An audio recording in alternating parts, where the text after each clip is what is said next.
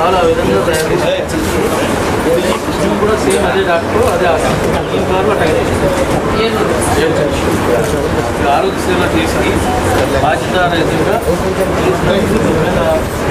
ఏమైనా కానీ రీసెర్చ్ కానీ ఎంక్వైరీ చేసి రిపోర్ట్ రాసి కాంపన్సేషన్ వాళ్ళకు వచ్చే విధంగా ఏర్పాటు చేయాలి.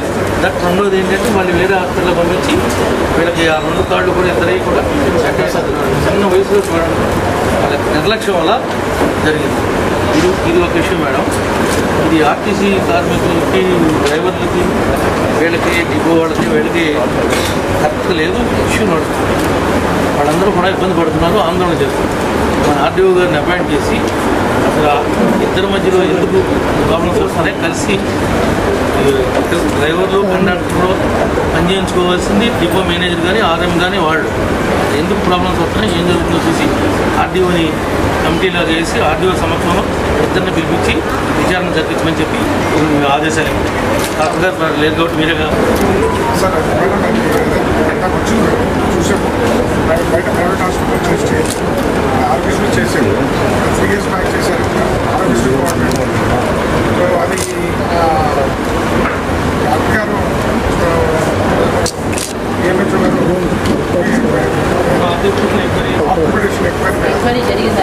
లేదు మేడం ఇదే ఫస్ట్ డిఎంహెచ్ఓ గారు చేయాలి మేడం చేసి రెండింటికి చివరి ఆయకట్టు అనేది మా నియోజకవర్గం.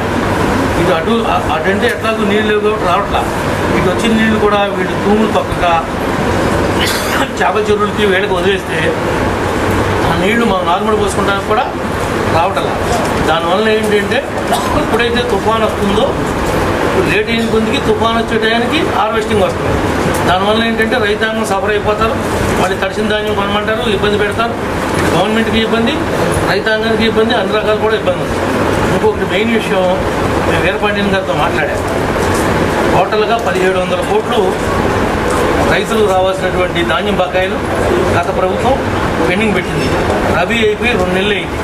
నిన్న కాక మొన్న ఏరువాక మొదలెట్టాం. ఏరువాక పౌర్ణం కూడా అయిపోయింది. కానీ ఇప్పుడు రావట్లేదు. వీరపాండ్యన్ గారితో కూడా నేను మాట్లాడాను మేడం.